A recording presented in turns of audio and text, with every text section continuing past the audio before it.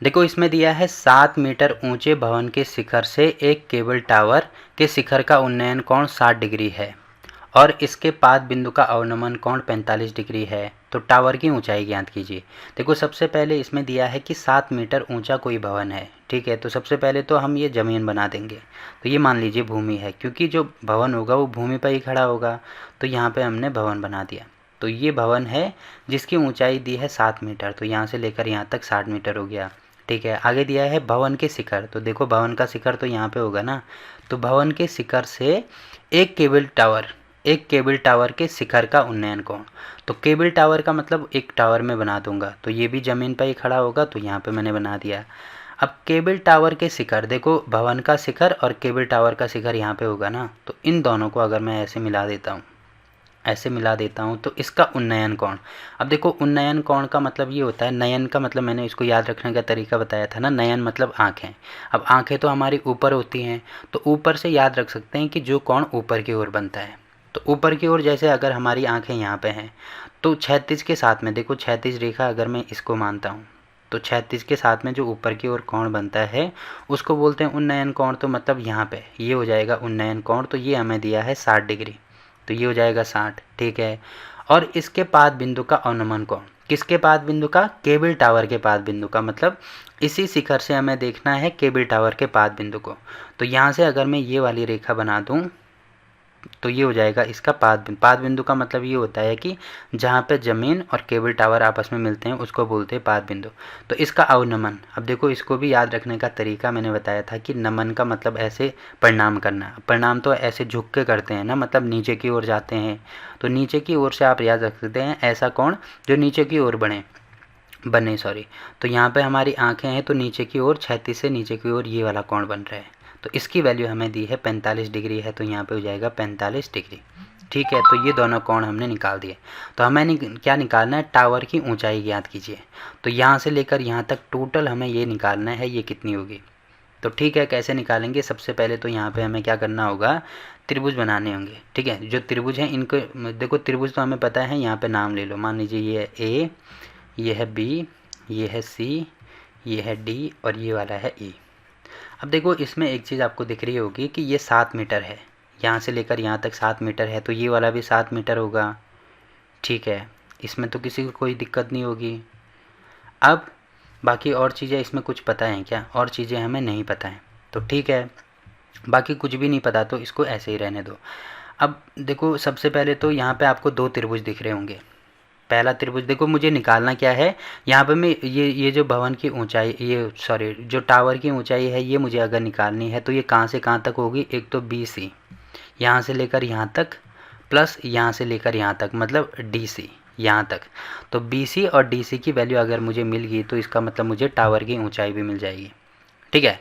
तो इसके लिए 2 त्रिभुज आपको दिख रहे होंगे, एक तो त्रिभुज ए बी सी, एक तो ये वाला त्रिभुज और एक त्रिभुज ए सी डी, ये वाला त्रिभुज।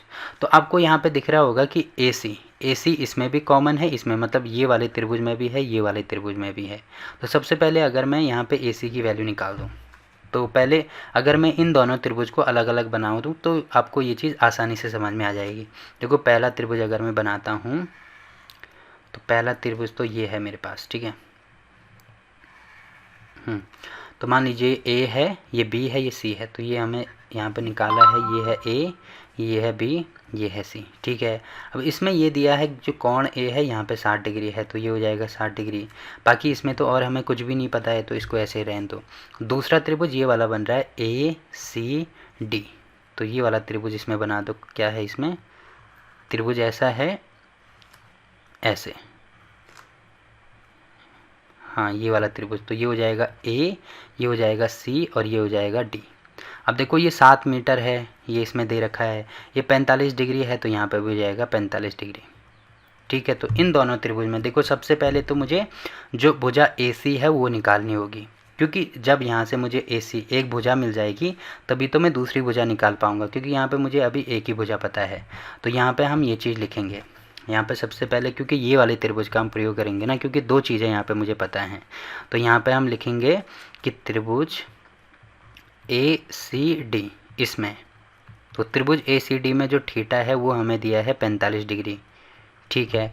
और साथ में जो CD है वो भी हमें दिया है किसके बराबर है, 7 मीटर के बराबर है। अब आप यहाँ पे देख रहे होंगे एक चीज़ मैंने बोली थी कि जो थीटा हम मानते हैं इसके ठीक सामने वाली जो भुजा होती है वो होती है लंब, 90 के ठीक सामने वाली जो भुजा होती है वो होती है कर्ण, और जो बची हुई भुजा होगी वो हो जाएगी हमारी आधार।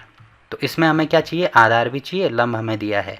तो लंब और आधार किस में आता है, देखो त्रिकोणमितीय अनुपात मैंने याद रखने का तरीका बोला था, लाल बटा कका, मतलब ये होगा साइन का, ये कॉस का, ये टेन का। तो लंब और आधार किस में आ रहा है, टेन में आ रहा है। तो इसका मतलब यहाँ पे टेन थीटा का यूज़ करेंगे। तो टेन थीटा बराबर होगा लंब बटे में आधार। ठीक है। तो थीटा की वैल्यू अभी हमें यहाँ पे 45 पता है, तो ये हो जाएगा यहाँ पे 10 45 बराबर, देखो लंब कितना है, लंब आपको दिख रहा होगा 7 हमें दिया है, तो ये हो जाएगा 7, और बटे में आधार कितना है, आधार हमें AC दिया है, तो यहाँ पे हो जाएगा AC। ठीक है। तो AC की वैल्यू निकालनी है तो 10 45 को नीचे लेके आओ, तो AC बराबर हो जाएगा 7 बटे में 10 45। ठीक है। तो AC की वैल्यू यहाँ से आ जाएगी 7 बटे में 10 45 की वैल्यू तो 1 होती है, तो AC बराबर आ जाएगा 7। तो AC की वैल्यू हमने निकाल दी 7 मीटर। तो इसको मान लो इक्वेशन 1। अब देखो AC की वैल्यू यहाँ पे आपको दिख रही होगी ना, AC ये वाला है, तो ये हो जाएगा हमारा 7 मीटर।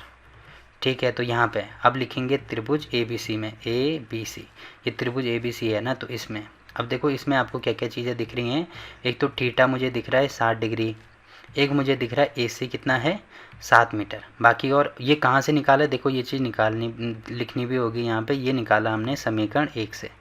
ठीक है। अब इसमें भी वही चीज़ करेंगे, देखो थीटा के ठीक सामने वाली जो भुजा होगी वो होगी लंब, 90 के ठीक सामने वाली जो भुजा होगी वो होगी कर्ण, और जो बची हुई भुजा होगी वो हो जाएगी हमारी आधार। अब यहाँ पे भी एक तो लंब क्योंकि मुझे निकालना है, आधार मुझे पता है, मतलब यहाँ पे भी tan थीटा का यूज़ करेंगे, तो ये हो जाएगा हमारा लंब बटे में आधार। ठीक है।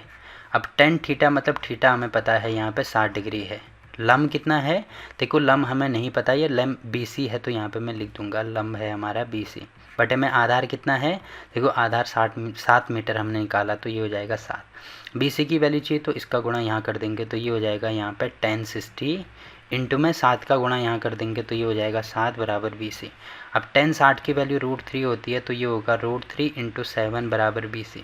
अब इसको आगे पीछे कर सकते हैं, तो BC की वैल्यू हो जाएगी 7 √3 के बराबर। अब देखो क्या क्या चीज़ें हमें मिल गई, BC की वैल्यू हमें मिल गई ना, कितना है, B और C ये वाला है, तो ये हो जाएगा 7 √3 मीटर के बराबर। अब हमें निकालना क्या है, टावर की ऊंचाई निकालनी है, तो इसलिए यहाँ पे लिखेंगे टावर की ऊंचाई।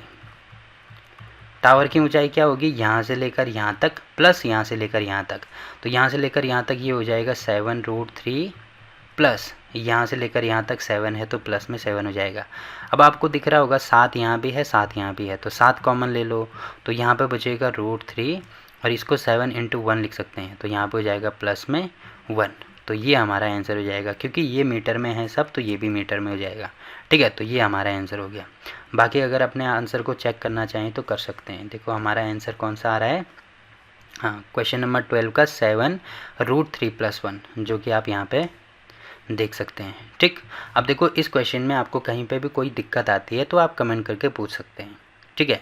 और क्लास 10 के सभी चैप्टर की वीडियो आपको नीचे डिस्क्रिप्शन में मिल जाएगी, तो वहाँ पे जाके आप किसी भी चैप्टर की कोई सी भी वीडियो देख सकते हैं। वहाँ पे मैंने हर चैप्टर की अलग से प्लेलिस्ट बना रखी है, तो वहाँ पे आप हर क्वेश्चन को देख सकते हैं। ठीक है।